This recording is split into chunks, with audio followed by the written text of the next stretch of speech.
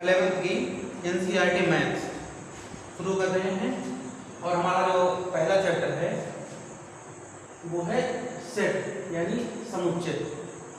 तो सबसे पहले हम जो हमारा समुच्चय है यानी सेट उसकी हम परिभाषा की बात कर लेते हैं। तो सुपरिभाषित वस्तुओं के संग्रह को समुच्चय कहते हैं। सुपरिभाषित वस्तुओं के संग्रह को समुच्चय कहते हैं। अगर इंग्लिश में बात करें तो एक collection of well defined object is called a set. यानी समुच्चय जो होता है वो हमारा एक संग्रह होता है। संग्रह यानी एक कलेक्शन होता है। उस कलेक्शन में हम जो भी ऑब्जेक्ट लेते हैं यानी जो भी हम वस्तुएं लेते हैं वो हमारी सुपरिभाषित होनी चाहिए। ठीक है, यानी वेल डिफाइंड होनी चाहिए। जो भी कलेक्शन हम बनाते हैं तो उसमें हमारे जो भी ऑब्जेक्ट हम लेंगे उसमें जितने भी ऑब्जेक्ट हैं वो सारे ऑब्जेक्ट सुपरिभाषित होने चाहिए। सुपरिभाषित का मतलब है सुनिश्चित और अलग अलग। सुनिश्चित और अलग अलग यानी जो भी हम कलेक्शन बनाएं उसका जो भी ऑब्जेक्ट का हम कलेक्शन बनाएं उस कलेक्शन में सारे ऑब्जेक्ट अलग अलग होने चाहिए और एक स्पष्ट हमें उसकी परिभाषा दी होनी चाहिए। यानी सुनिश्चित हम इस बात को कर सकें कि कौन सा ऑब्जेक्ट हमारे संग्रह में रहेगा, हमारे कलेक्शन में रहेगा या नहीं रहेगा। यानी एक स्पष्ट उसकी परिभाषा दी जरूर होनी चाहिए जिससे हमें पता चल सके कि कौन हमारे संग्रह में रहेगा या कौन नहीं रहेगा। एक एग्जाम्पल के माध्यम से आपको बता रहे हैं। जैसे हम आपसे कहें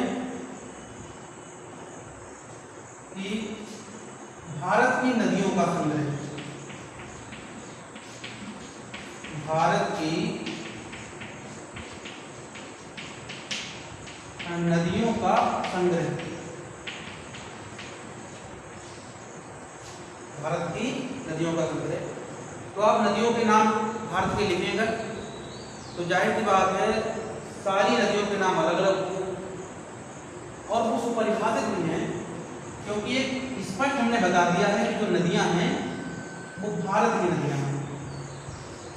तो वो जो भारत की नदी होगी वो हमारे संग्रह में शामिल होगी और जो भारत की नदी नहीं होगी वो हमारे संग्रह में शामिल नहीं होगी। जैसे अगर हम बात करें जैसे नील नदी है, अब नील नदी जो है भारत की नदी नहीं है तो हम कह देंगे कि हमारे संग्रह में नहीं है। अब जैसे गंगा है, ब्रह्मपुत्र है, गोदावरी है, कावेरी है, ये सारी नदियां भारत की नदियां हैं तो ये सारी नदियां हमारे संग्रह में होंगी। तो ऐसा संग्रह जिसमें सारी वस्तुएं अलग अलग हों और सुपरिभाषित हों, मतलब जो है सारी वस्तुएं अलग अलग हों और सुनिश्चित हों, तो उस संग्रह को हम समुच्चय कहते हैं यानी सेट कहते हैं।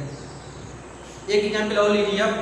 जैसे हम कहें कि भारत के सबसे अच्छे बल्लेबाजों का संग्रह बनाइए, भारत के सबसे अच्छे बल्लेबाजों का संग्रह बनाइए। अब देखिए यहाँ पर अगर हम ये कहें भारत के सबसे अच्छे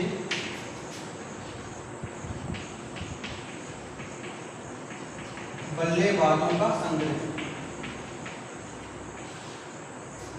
तो बल्लेबाज तो अलग अलग ही होंगे यानी अलग अलग तो ऑब्जेक्ट होंगे। अब देखिए क्या वो सुनिश्चित हम कर पा रहे हैं। अब देखिए सबसे अच्छे बल्लेबाज, इसका हमें मतलब नहीं बताया गया। अब भाई अब किसे सबसे अच्छा बल्लेबाज समझेंगे? देखो बल्लेबाज, अच्छे बल्लेबाज क्या होते हैं इसकी परिभाषा हमें नहीं बताई गई। यहाँ पर कोई ये समझता है कि जिसने सबसे ज्यादा शतक लगाए वो अच्छा बल्लेबाज है, या कोई ये समझता है जो सबसे ज्यादा बार नॉट आउट लौटा वो अच्छे बल्लेबाज है, या जिसने सबसे ज्यादा छक्के लगाए वो अच्छा बल्लेबाज है। तो यहाँ पर हमें ये नहीं बताया गया है कि आप किस आधार पर कहोगे कि कौन से अच्छे बल्लेबाज हैं और कौन से अच्छे बल्लेबाज नहीं हैं। तो क्या ये जो संग्रह है ये हमारा समुच्चय नहीं है। अगर हम ये कह देते कि भारत के उन बल्लेबाजों का संग्रह बनाइए, या हम उन्हें अच्छे बल्लेबाज कहेंगे जिन्होंने 10,000 से ज़्यादा रन बनाए। तो हमारे पास एक परिभाषा हो गई अच्छे बल्लेबाजों की, और क्या परिभाषा है कि जिन्होंने 10,000 से ऊपर रन बनाए हैं उनको अपने संग्रह में शामिल करें। ठीक है, तो यह हम जैसे एक और परिभाषा दें, कक्षा 11 के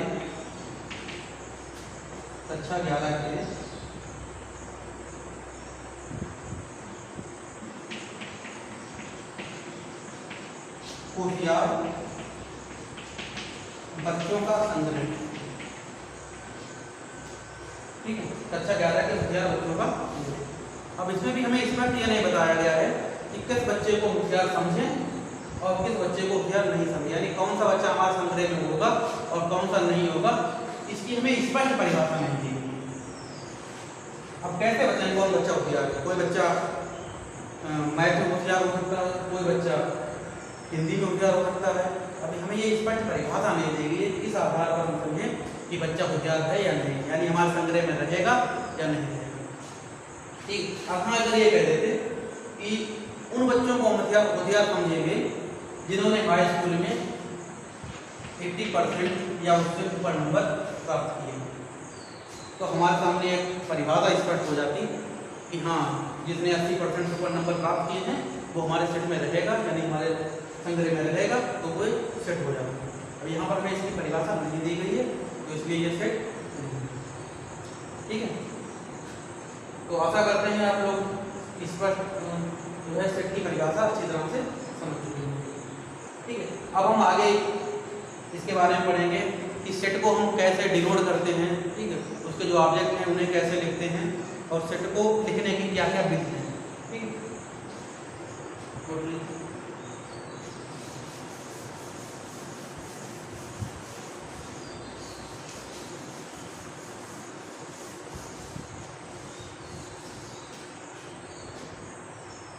अब देखिए समुच्चय लिखने का जो तरीका हमारा होता है, कोई भी समुच्चय उसे हम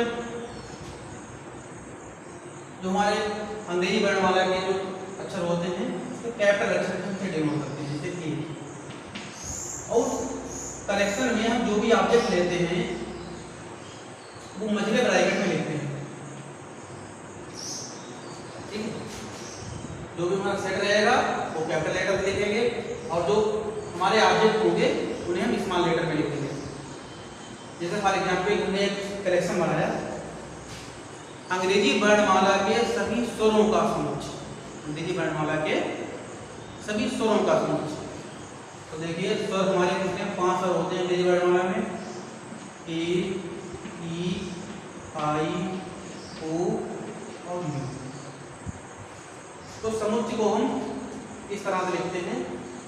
समुच्चय का नाम है, कैपिटल लेटर से लिखेंगे और जो भी ऑब्जेक्ट हैं उन्हें हम कामा लगा के और जो स्मॉल लेटर में लिखते हैं।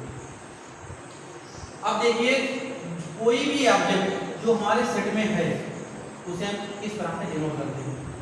जैसे ए हमारे सेट में है, ई है, आई है, ओ है और यू है, तो हम ये लिखेंगे A belongs to A, E belongs to A. ठीक है, इसी तरह से ओ भी हमारा इसमें है और आई भी है और यू भी। जो हमारे सेट में मौजूद होता है उसे हम इस सिंबल से लिखते हैं, और जो हमारे सेट में नहीं है, जैसे हमारे सेट में बी नहीं है तो हम लिखेंगे बी नॉट बिलोंग टू। ठीक है, तो जो ऑब्जेक्ट हमारे सेट में होते हैं उसे हम इस सिंबल से डिनोट करते हैं, और जो ऑब्जेक्ट हमारे सेट में नहीं होते हैं उसे हम इस सिंबल से नॉट बिलोंग टू। यानी ए मौजूद है इसमें, इस संग्रह में, तो बी नहीं है तो बी मौजूद नहीं है। ठीक, अब हम देखेंगे समुच्चय को निर्माण। अच्छा, ये जो समुच्चय के हमने इस तरीका ये लिखा है इसे कहते हैं तालिका। इसे क्या कहते हैं? तालिका यानी रोस्टर में। ठीक है, तालिका किसका और नाम है होता है रोस्टर में। रोस्टर से ठीक है। अब देखिए एक और होता है, उसे कहते हैं समुच्चित निर्माण विधि। समुच्चय निर्माण विधि। अब देखिए सेट को हम समुच्चय निर्माण विधि से कैसे लिखते हैं। देखिए हमने आपको बताया था कि हम जो भी कलेक्शन लेते हैं उसमें एक नियम जरूर होता है, जिस नियम के आधार पर हम कह सकते हैं कि कौन सा ऑब्जेक्ट हमारे सेट में है, कौन सा ऑब्जेक्ट हमारे सेट में नहीं है। तो उस नियम का उल्लेख करते हुए जो हम सेट को डिनोट करते हैं उसे कहते हैं समुच्चित निर्माण विधि। जैसे हम अगर इस सेट की बात करें तो इस सेट में क्या है, इस सेट में अंग्रेजी वर्णमाला के सभी स्वर हैं। तब इसी सेट को हम देखिए समुच्चय निर्माण में कैसे लिखेंगे। ये हमारा सेट का नाम है, मझला ब्रैकेट लगाएंगे और एक हम आर्बिट्रेरी कोई अक्षर ले लेंगे, जैसे हमने यक्ष ले लिया, सच है।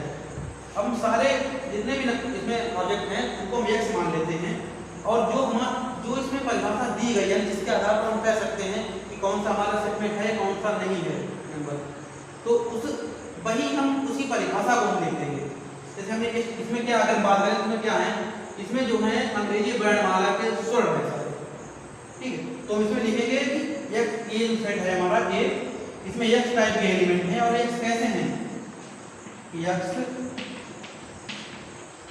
अंग्रेजी वर्णमाला का एक स्वर, ठीक, यक्ष जो है अंग्रेजी वर्णमाला का एक स्वर है। अब देखिए इसी सेट को हमने नोट कर दिया। अगर इसको हम वापस यहाँ लिखना चाहें तो यहाँ परिभाषा देख लीजिए, इसमें एक हमारा सेट है ए और उसमें यक्ष टाइप के एलिमेंट हैं और यक्ष क्या है, अंग्रेजी वर्णमाला का एक स्वर, यानी जो भी है नंबर वो अंग्रेजी वर्णमाला का एक स्वर है। तो अंग्रेजी वर्णमाला के कितने स्वर हैं यहाँ लिख देंगे।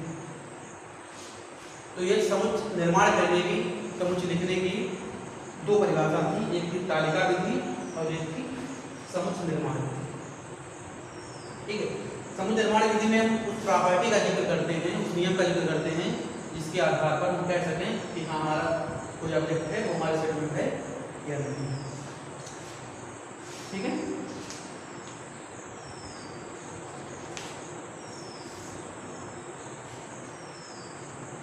तो पहली प्रश्नावली हमारे यही तीन टाइप के जो है प्रश्न हैं, एक तो समुच्चय के लिए है और दूसरे जो है तालिका विधि या रोस्टर मेथड और दूसरी समुच्चय निर्माण विधि। इसके आधार पर हम अब जो है प्रश्नावली, अपनी पहली प्रश्नावली हमारी 1.1 उसकी तरफ चलते हैं, उसको सॉल्व करते हैं।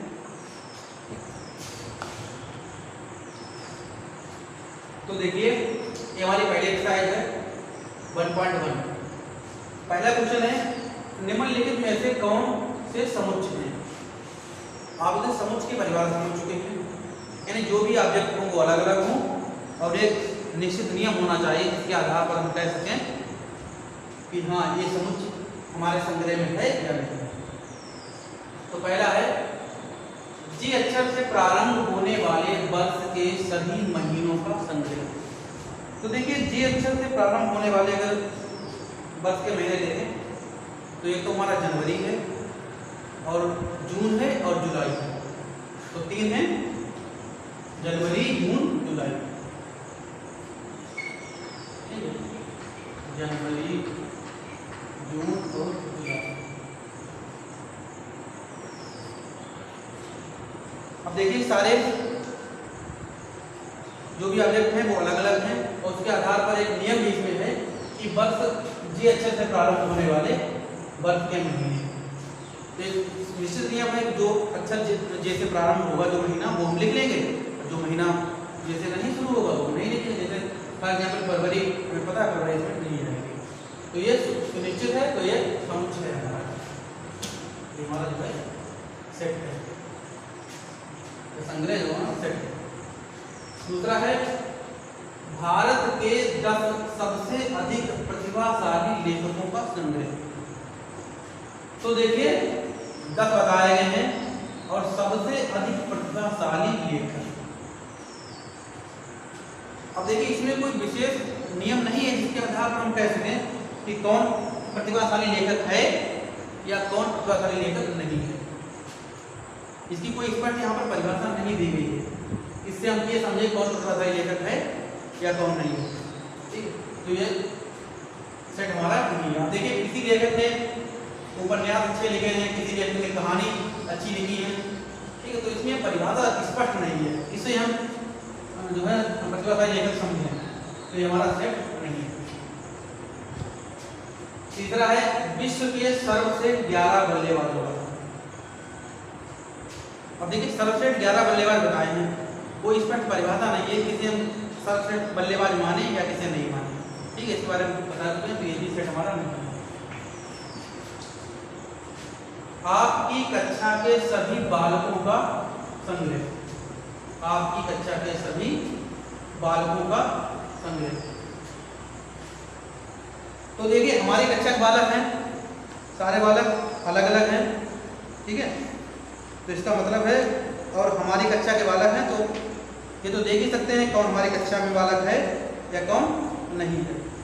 ठीक है, तो हमारी एक स्पष्ट परिभाषा है कि आपकी कक्षा के बालक हैं। ठीक है, तो हमारी कक्षा में बालक होंगे तो संग्रह में नहीं होंगे, और जो नहीं हमारी कक्षा में नहीं होंगे, तो ये हमारा सेट है। 100 से कम सभी प्राकृतिक संख्याओं का संग्रह, तो 100 से कम और सभी प्राकृतिक संख्याएं, ठीक, ये भी स्पष्ट है बिल्कुल, तो ये भी हमारा संग्रह है। 100 से कम संख्या होनी चाहिए और संख्या प्राकृतिक होनी चाहिए। ठीक है, अब जैसे -3 100 से कम है लेकिन प्राकृतिक नहीं है तो नहीं होगा। तो अगर इसकी लिखने जाना तो ये हो जाएगा 1 2 3 100 से कम यानी 99। अब एक स्पष्ट परिभाषा है इसमें, लेखक प्रेमचंद द्वारा लिखित उपन्यासों का संग्रह। तो प्रेमचंद के द्वारा लिखित उपन्यास हैं वो सब ले लेंगे, जो प्रेमचंद द्वारा लिखित नहीं है वो नहीं लेंगे, तो ये भी हमारा भाई परिभाषित है। प्रेमचंद के उपन्यास आप लोगों को पता होंगे, ठीक है, जैसे गोदान है। सभी समपूर्णांकों का संग्रह, सभी समपूर्णांकों का संग्रह यानी पूर्णांक हो और वो भी सम हो। ठीक है, तो ये भी बता देंगे भाई, ये भी हमारा स्पष्ट परिभाषित है, तो ये भी हमारा संग्रह जो है समुच्चय है। और इसमें देखिए 2 4 6 8 समपूर्णांक आ रहे हैं, सम भी है और पूर्णांक भी है। ठीक, ठीक है, 8वां है हमारा इस अध्याय में आने वाले प्रश्नों का संग्रह। इस अध्याय में आने वाले प्रश्नों का संग्रह, तो भाई इस अध्याय में हमारे अध्याय में जो भी प्रश्न आएंगे सारे प्रश्न अलग अलग होंगे, और एक स्पष्ट परिभाषा भी है कि जो इस अध्याय में होगा वो हम ले लेंगे और जो इस अध्याय में नहीं है वो नहीं लेंगे। तो ये भी हमारा सेट है। 9th है विश्व के सबसे अधिक खतरनाक जानवरों का संग्रह। तो भाई देखिए कौन सा जानवर खतरनाक है इसकी परिभाषा नहीं दी गई है, किस आधार पर हम माने कि कौन सा जानवर खतरनाक है और कौन सा नहीं है, इसकी परिभाषा नहीं दी गई है, तो ये सेट हमारा समुच्चय नहीं है। ठीक है,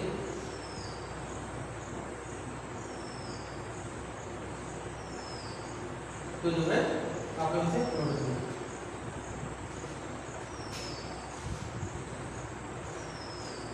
तो देखिए ये हमारा सेकंड क्वेश्चन है। मान लीजिए सेट A = 1 2 3 4 5 6, तो रिक्त स्थानों में ब्लॉक टू और नॉट ब्लॉक टू 3। तो देखिए पहला है 5, तो 5 सेट में हमारा है, ये हो जाएगा 5 ब्लॉक टू 8। सेकेंड है 8, तो देखिए 8 हमारा नहीं है, तो 8 नॉट ब्लॉक टू 8। थर्ड 0, तो 0 भी हमारा नहीं है, तो 0 नॉट ब्लॉक टू 8। फोर्थ है 4, तो 4 तो है ही नहीं हमारा, और 2 भी हमारा मौजूद है देखिए में, और 10 देखिए इसमें नहीं है, ये नॉट ब्लॉक। सेकंड क्वेश्चन हो गया हमारा। तो देखिए ये हमारा तीसरा क्वेश्चन है, निम्नलिखित समुच्चयों को रोस्टर रूम में लिखिए। यानी समुच्चय की प्रॉपर्टी मेथड में लिखे हैं, उन्हें रोस्टर रूम में लिखना है। तो देखिए पहला है हमारा सेट ए। ये क्या है, x एक पूर्णांक है, यानी जो है हमें पूर्णांक लिखने हैं। और पूर्णांक कैसे हैं कि हमारा जो x है वो -3 से बड़ा है, ठीक है, और 7 से छोटा है। तो -3 से बड़े और 7 से छोटे आप पूर्णांक लिख लीजिए।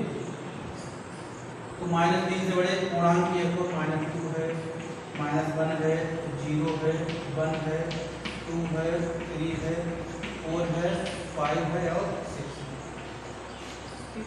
हमारा सेट हो गया। सेकंड में बी है, वो क्या है, x संख्या 10 से कम है और एक प्राकृतिक संख्या है। यानी जो भी हमारा बी में कौन कौन रहेंगे, जो 10 से कम हो, ठीक है, और प्राकृतिक संख्या हो। तो हमारा देखिए सेट बी बी बराबर 10 से कम प्राकृतिक संख्या है, यानी 1 2 3 4 5 6 7 8 और 9 प्राकृतिक संख्या 1 से शुरू होती है, ठीक है, और हमें 10 से कम तक लिखनी है। तीसरे में देखिए हमारा सी है, और सी क्या है, x जो है वो क्या है, 2 अंकों की संख्या है, वो प्राकृतिक संख्या है और जिसके अंकों का योग 8 है। अब देखिए 2 अंकों की जो शुरुआत होती है, जो संख्या 2 अंकों की बनती है, तो वो 10 से शुरुआत होती है और 99 तक जाती है 2 अंकों की। अब इसमें वो नंबर ले लेने हैं जिनका नंबर का ऐड यानी अंकों का योग जो है 8 है। तो देखिए 10 के बाद में एक अंक आएगा 17, इसमें अंकों का योग 8 है। दूसरी संख्या हो गई हमारी 26, देखिए अंकों का इसमें भी 8 है।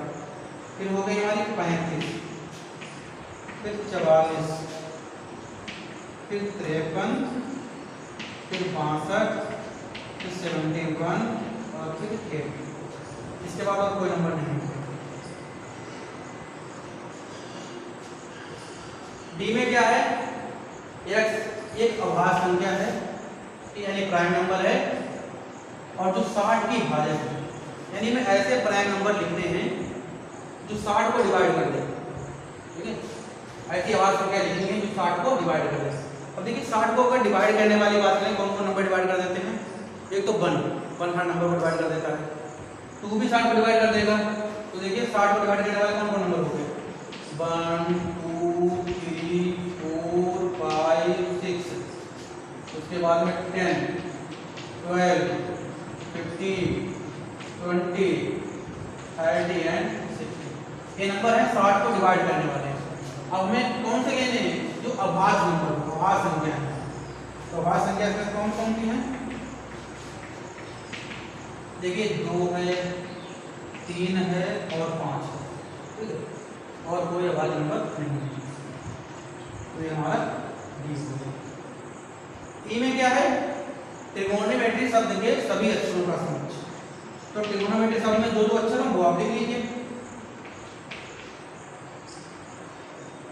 त्रिकोणमितीय देखिए टी है, आर है, आई है, जी है, ओ है, एन है, ओ लिख चुके हैं।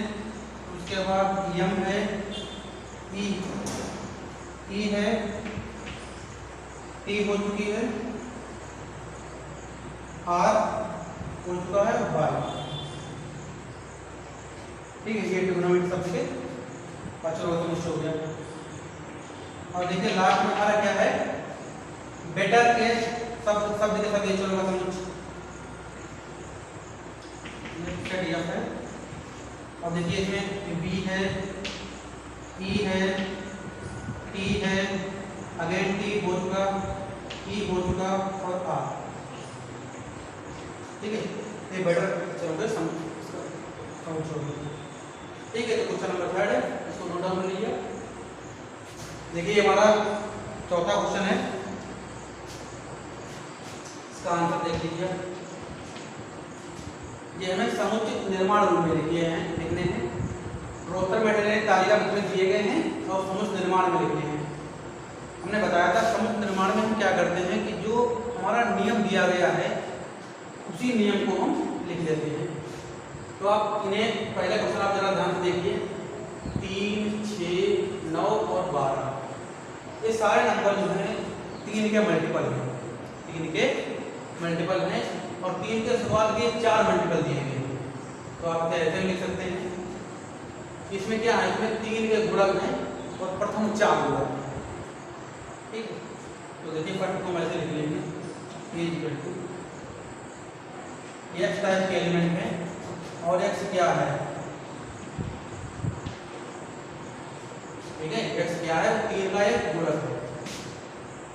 ठीक है, x जो है 3 का गुणक है, लेकिन 3 के सारे गुणक नहीं है, तो शुरुआत के 4 ही हैं। तो x इक्वल टू 3n, जहाँ n क्या है, ये प्राकृतिक संख्या है और जो हमारा n जो है वो कितने 1 2 3 4 रख देंगे, 1 रखेंगे तो 3 आ जाएगा, 2 रखेंगे 6 आ जाएगा, यानी n जो है वो हमारा लेस देन और इक्वल टू 4। ठीक, यानी n जो है 1 2 3 4 रख देंगे आप, इस टाइप के एलिमेंट हैं। या आप यहाँ पर एक ऐसे लिख सकते हैं, x x 3 के प्रथम, ठीक है, बहुत सही नहीं लगेगा, आप यही लिखिए।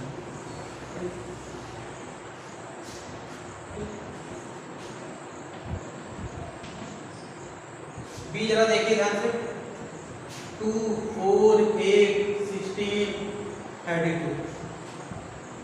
तो जरा ये देखिए 2 जो है 2 की पावर 1 है, 4 जो है 2 की पावर 2 है और 8 जो है 2 की पावर 3 है और ये 2 की पावर 4 और ये 2 की पावर 5, यानी सारे नंबर जो है 2 की पावर के फॉर्म में लिखे हुए हैं।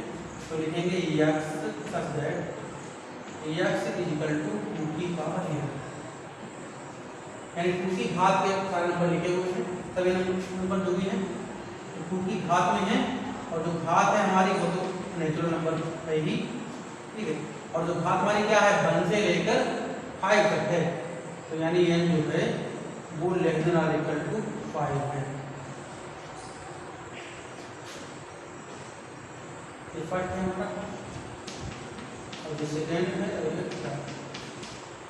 थर्ड हमने सेट सी मान लिया, क्या है 5 125 125 एंड 625।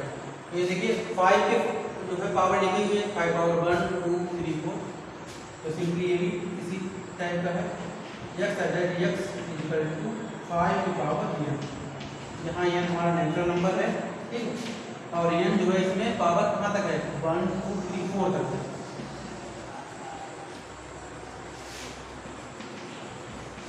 फोर्थ है हमारा 2 4 6 8, ये जो है सम पूर्णांक लिखे हैं, इवन नंबर इवन इंटीजर्स लिखे हुए हैं, तो उसमें हम 20 सेट लिखे हैं। इसमें हम टाइप के हैं x एक सम पूर्णांक, एक सम प्राकृतिक संख्या, पूर्णांक नहीं है, x एक सम प्राकृतिक संख्या है, प्राकृतिक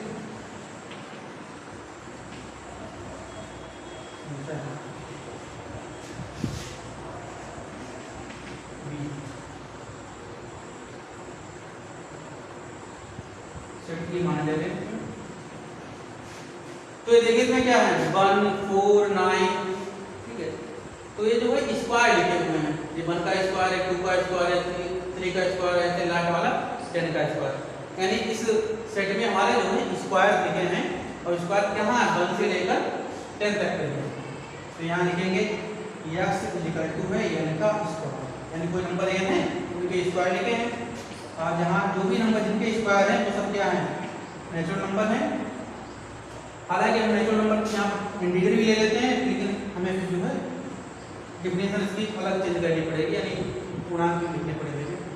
तो यानी नंबर जो है वो स्क्वायर के बारे में है, ठीक है, और यहाँ जो स्क्वायर है यानी नंबर जो है हमारा n वो 1 से लेकर 1 से लेकर कहाँ तक है 10 तक है, यानी 1 का स्क्वायर है, 2 का स्क्वायर है, लास्ट में 10 का स्क्वायर। ठीक है, तो जो है हमारा 4th क्वेश्चन कंप्लीट हो गया। ठीक है, अब 5th क्वेश्चन तक चलते हैं। देखिए हमारा 5th क्वेश्चन है, निम्नलिखित समुच्चयों के सभी अवयवों को सूचीबद्ध कीजिए, यानी वही तालिका मेथड में हमें लिखने हैं। तो पहला सेट है हमारा A, तो क्या है, x एक विषम प्राकृतिक संख्या है, यानी प्राकृतिक संख्या भी है और क्या है, विषम है। तो जो आपकी विषम प्राकृतिक संख्या है वो आप लिख लीजिए 1 3 5 7, और कोई लिमिट नहीं बताइए कहाँ तक, तो ये अपन में समझ हो जाएगा।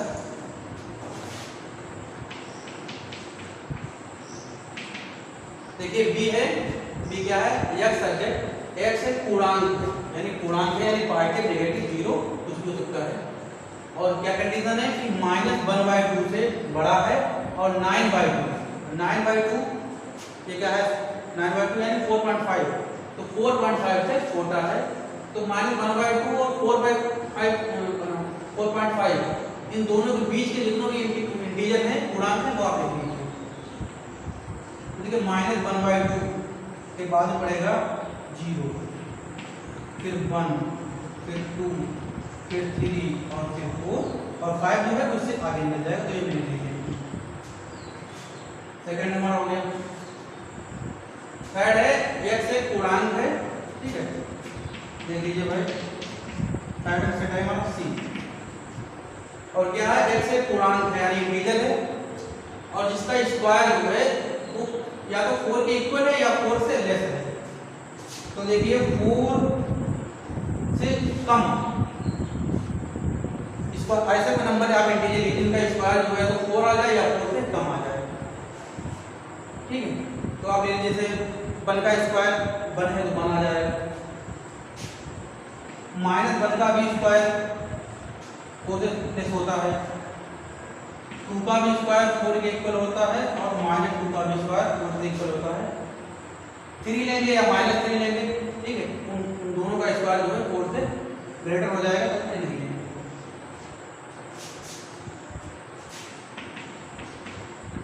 फोर्थ है हमारा सेट D है, और क्या है, x लायक शब्द का एक अक्षर है। तो लायक शब्द में जो अक्षर है वो हम लिख देंगे, L है, O है, Y है, A है, और अगेन है तो ये नहीं लेंगे।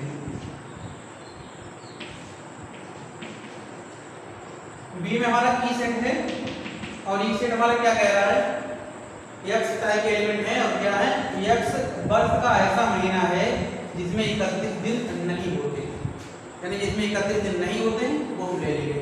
देखिए 31 दिन वाले 7 जो है महीने होते हैं, और 7 छोड़ के बाकी हम ले लेंगे। जैसे जनवरी में 31 दिन होते हैं, फरवरी में 31 दिन नहीं होते, फरवरी मार्च होते हैं, अप्रैल में नहीं होते हैं, मई होते हैं, जून में नहीं होते हैं, जुलाई अगस्त में होते हैं, सितंबर में नहीं होते हैं, अक्टूबर में होते हैं, नवंबर में नहीं होते हैं। ठीक है, तो हो गया हमारा ई, और लास्ट हमारा है ये एफ। ये हमारा क्या है, एक्स यानी एक्स टाइप के एलिमेंट है, और कहते हैं कि अंग्रेजी वर्णमाला के हैं और व्यंजन है, और जो के से पहले आते हैं, तो ऐसे हम व्यंजन लिख देंगे जो के से पहले आते हैं। ये तो देखिए व्यंजन है, मतलब व्यंजन है नहीं तो ये नहीं लेंगे, बी सी डी ई नहीं लेंगे, एफ जी एच आई नहीं लेंगे, जे और के से पहले वाले हैं तो ये नहीं लेंगे। ठीक है, तो इसको नोट डाउन कर लीजिए, और हमारा लास्ट क्वेश्चन और बचा है वो भी देख लीजिए। ये हमारा लास्ट क्वेश्चन है, क्या लिखा है, बाईं ओर रोस्टर रूप में लिखित और दाईं ओर समुच्चय निर्माण रूप में लिखित समुच्चयों का सही मिलान कीजिए। ठीक है, तो देखिए यहाँ पर क्या लिखा हुआ है, x एक अभाज्य संख्या है और 6 की भाजक है, यानी 6 को डिवाइड करने वाली ऐसी कौन सी अभाज्य संख्या है? ठीक है, तो 6 को मतलब 6 को डिवाइड करने वाली कौन सी अभाज्य संख्या है? ठीक है, तो आप देख रहे हैं कि 6 को डिवाइड करने वाली अभाज्य संख्या दी गई है 2 और 3, तो 6 को डिवाइड भी करती है और अभाज्य संख्या भी है। ठीक है, इससे मिल जाएगा। दूसरा है x संख्या 10 से कम है और विषम है और प्राकृतिक संख्या है। तो 10 से कम विषम प्राकृतिक संख्या है, ठीक है, ये दी गई है, तो ये जो है मिल जाएगा इससे। तो सी मान ले लीजिए x एक प्राकृतिक संख्या है और 6 की भाजक है, 6 की भाजक है और प्राकृतिक संख्या है, इसमें जो है अभाज्य का नहीं जिक्र है। तो देखिए 6 को डिवाइड करने वाली ये प्राकृतिक संख्या है। ये देख लीजिए x मैथमेटिक्स का पूरा एक अक्षर है, तो एक ही बचा है, ठीक है। तो ये हमारा जो है आज प्रश्नावली 1.1 कंप्लीट हो गई है, ठीक है, और कल हम जो है 1.2 देखेंगे, ठीक है। Thank you very much. आप लोगों को जो है वीडियो कैसा लगा आप लोग जो है कमेंट में जरूर